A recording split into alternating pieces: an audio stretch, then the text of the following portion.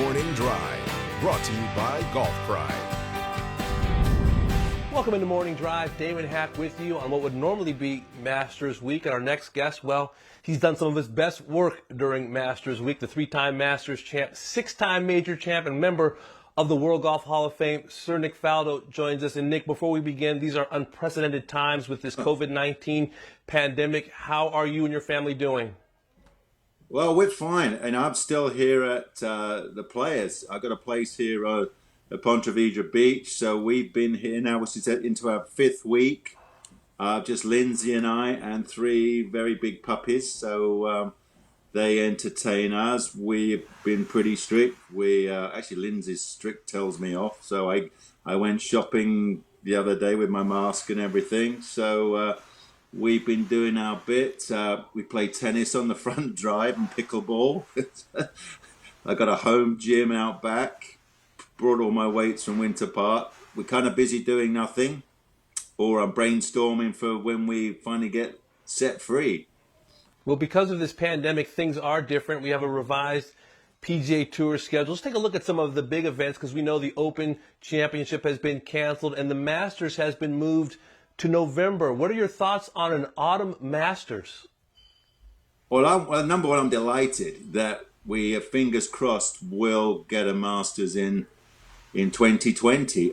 What I hear from, obviously from Augusta, that November, it sounds late, but of course they restart their season about 1st of October. So in theory, they're going to have 8 weeks of perfect growing season. No ice storms or, and frosts like they normally get through the winter to get ready for April. So in theory, I believe the golf course could be even better condition, which is almost impossible to imagine. So I think it's going to be fantastic. I mean, fingers crossed that we get the world back on its feet, and hopefully, another month or so, and we can start moving around. I want that travel ban lifted, so at least I can get to Britain and visit my Matthew and Georgia. They were meant to have come over this time of year, so I haven't seen them for yonks. As I said, delighted we're going to give it a shot, and I'm sure it'll be absolutely fantastic.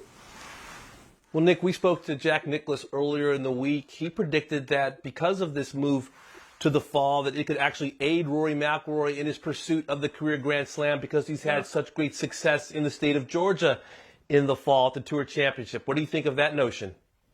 Well, yeah, I mean, Rory seems to play great at the end of the season. He's certainly been giving himself chances almost every week he's there. Some people will look at the negatives. If you look at a positive, that you're always there learning, and that fine line of winning is not easy, is it? So, he's in the past really done well by the end of the season. And, and guys will look at, well, if I could win now in November, then I'll be re-going again in April. So, there's a possibility we could get somebody else joining Jack, myself, and Tiger as repeat winners. How about that one? Yeah, that would be something else. That's what Tiger's trying to do himself, go back-to-back as he did in 2001 and 2002. You did the same, as you mentioned, and Jack as well. What do you see in Tiger Woods at the age of 44, now with the prospect of a lot of rest and potentially two Masters in 5 months?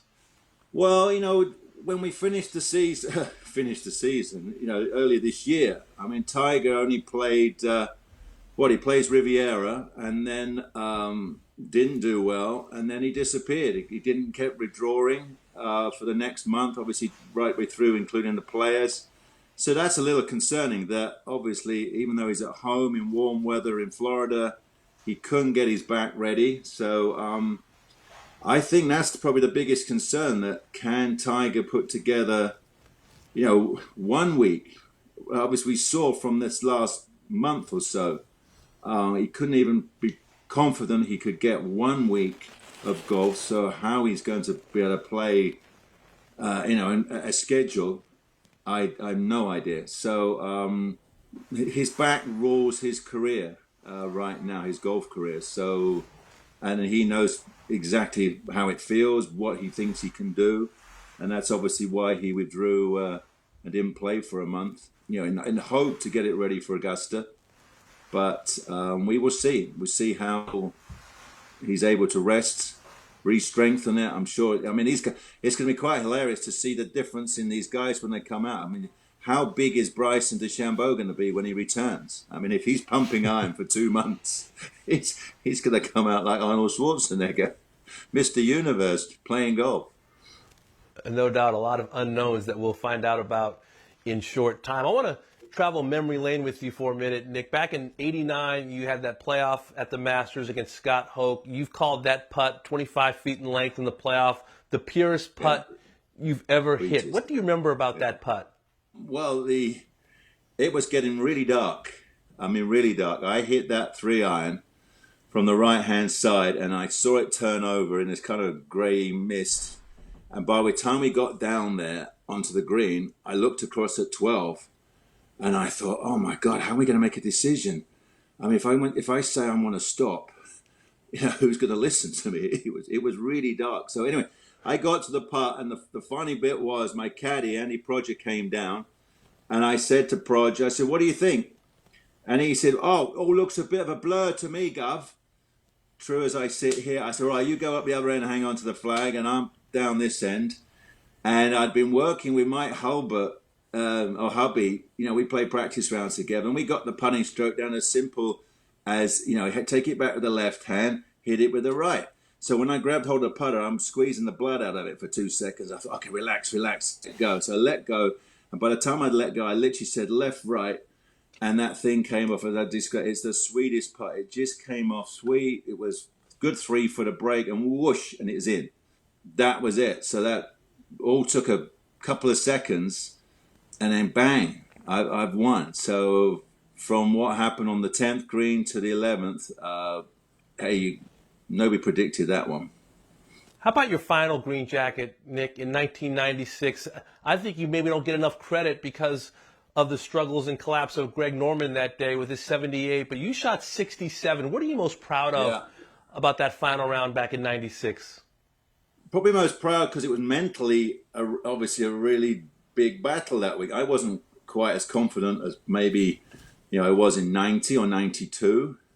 So I had to walk myself through the old mental process of hitting every shot, like what I want to do, how am I going to do it, is the wheels going to come off? No, they're not. Come on, keep going. So I had to keep pushing myself. Those greens were rock hard. 67 was the lowest round of the weekend for everybody, for the whole field. That's give you some idea how firm the greens are set. Well, it was real plotting. Even with a wedge in your hand, you thought, well, I want to land it here, and I hopefully can make it stop, and by here.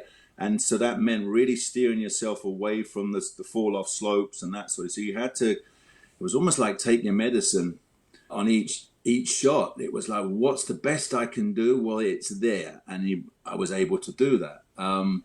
Obviously, putted. You got to putt great. Hit some amazing putts on that day as well. And it was a whole belief that if you just got within 3, we've seen it before. We've seen players come from 3 back, and obviously we've seen players with 3-shot leads with 3 to play lose it. So I knew 3 was kind of like the number. Can I get within 3 after 9? And anything was possible. Hey, we all know how it all unfolded, but. Hey, when you look at the record book in years to come, you'll just see Faldo at 12 under and the next Greg Norman at 7. They're going to say, he walked it. God, it was a breeze all week. No bother, no point in watching that one. So, but we know all about the day. So it was, obviously amazing day for me. And the great thing I love is obviously so many people watch that one and they get the facts right with me. It's lovely when they say, I watched you and Greg 96 Masters. They get all the facts. So I'm very proud of that. An amazing day and a remarkable career. The World Golf Hall of Fame member, Sir Nick Faldo. We so appreciate your time. We wish you and your family the best of health. And we wish the same for our viewers. In fact, stay home. Pull up a chair and watch Golf Channel's Masters programming all day. You can watch Sir Nick Faldo's win in 1990, a playoff victory over Raymond Floyd, 11:30 a.m. Eastern Time. Take care, everybody.